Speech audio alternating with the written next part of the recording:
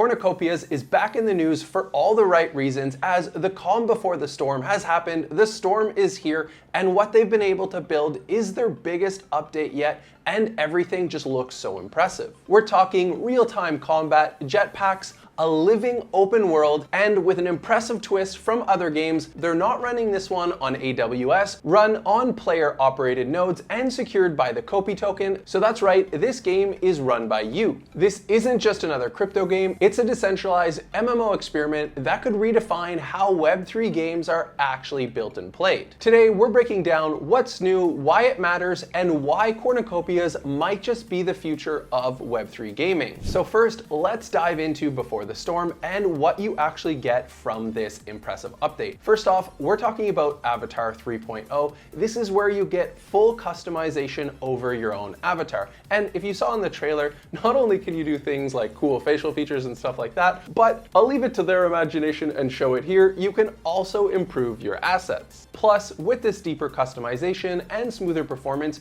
your character doesn't just look better, it moves better too. Next up is their live combat, which features real weapons, hit feedback, and reactive controls. For the first time, Cornucopias actually feels like a true action game. Then, for motion mapping, say goodbye to stiff animation. Your character now adapts to terrain in real time, making the movement fluid and impressive. From there, jetpack upgrades, the new GTI flight mechanics, racing modes, and aerial trails leaderboards. It's fast, it's competitive, and it's addictive. Hot zones and map expansion. Here you can test your weapons in dedicated training zones and explore newly unlocked regions. There's also an overhaul with the UI and shop, mini-maps, better navigation, fully functional shops, and it's all starting to feel like a much more polished MMO. Then, for the Cornucopias story, this is what you need to know. The game takes place in a sky-based open world floating above a ruined Earth. The backstory is humanity's time on Earth is running out, so 12 scientists create a bold survival plan.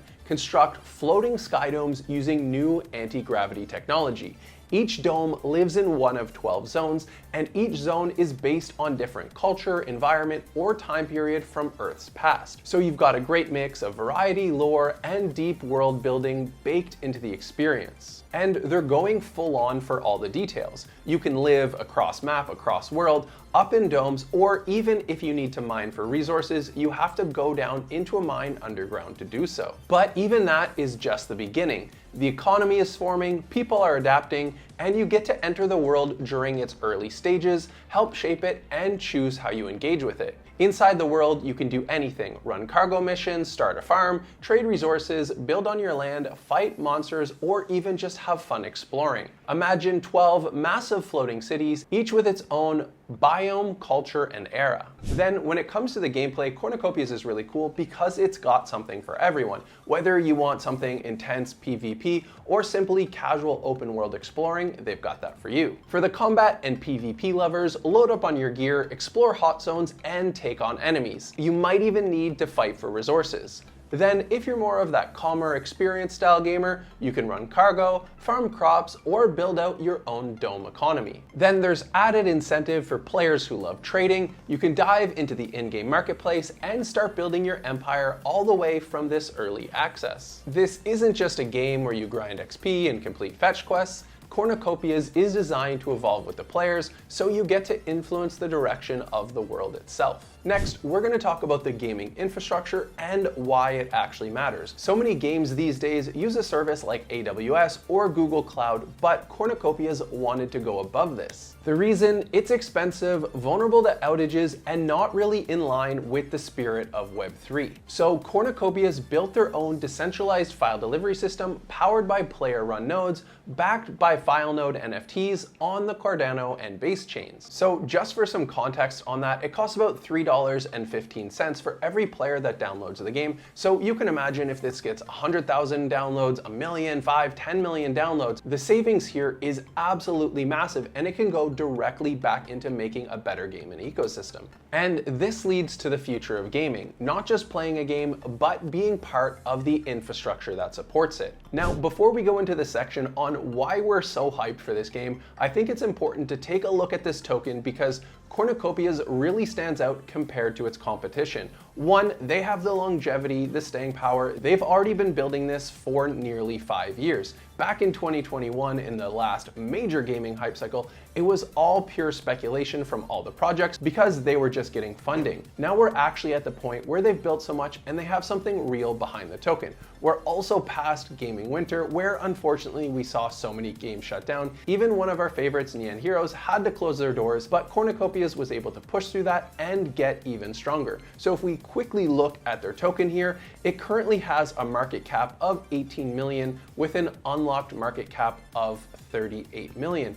And these games, that means it's 50% of the token is already diluted. So many of these new games they're launching, sure, it's exciting because they've got the hype, everyone's talking about it, but often there's only 5% of the token out, so there's so much more diluting yet to come, which is going to make the token price get worse. Here, at 50% dilution, plus having been around for 5 years, and the token going as low as 11, it's only up about 60 to 70% since that lows at the pico bottom when so many projects failed. And how does that compare to the last cycle of gaming? Well, we were seeing games go anywhere from 50 all the way up to 500 million, and in some cases, like Star Atlas, it peaked out around 2 billion. So I think given everything they're done, not only is it a token for speculation, but it's actually powered and used for that Copy node, so there's a lot going on here. Now, if you want to dive more into this, we recommend heading over to the Cornucopias website and checking out their tokenomics paper. So why are we so hyped about Cornucopias?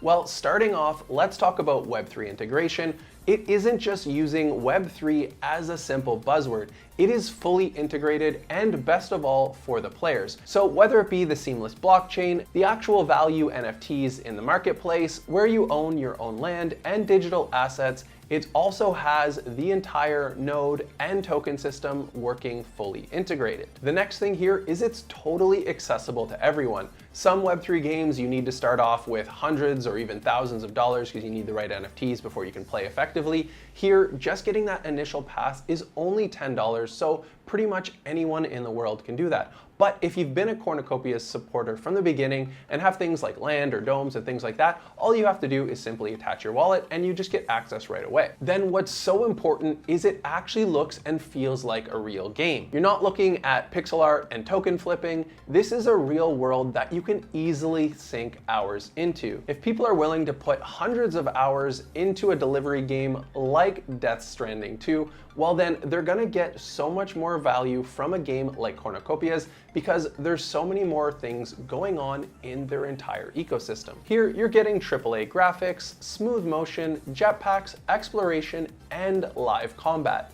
This game truly feels like a top-tier MMO, even at this early stage. And given those impressive details, as you'd expect, you definitely need a powerful machine to run it. For the minimums, we've got Windows 10 or 11, i5 or AMD Ryzen 5, 16 gigabytes of RAM, 100 gigabytes of storage on your SSD, and a graphics card like the RTX 2060 or better. But like we said, those are just the minimums, so if you've got a more stacked PC, you're gonna enjoy the game even more. From here, head over to the Cornucopias site, grab that pre-alpha pass for 10 bucks, or connect to your wallet if you already hold the assets, download the game, and start testing. And it's also important to note that we have the privilege of playing in early access, which kind of means like we're partners with the devs. So if you notice any bugs or things that you think could be updated or changed in a different way, now is the perfect time because the devs are paying attention with eyes and ears wide open, and you can be part of the development of the game itself. Then from here, let us know what you'd like to see from us. Would you like us to bring on the team and founders of the Cornucopias game and explain the gameplay or answer any questions you have? Definitely let us know by leaving your questions in the comments below. Or if you've already tried this game out, we'd definitely love to see your feedback.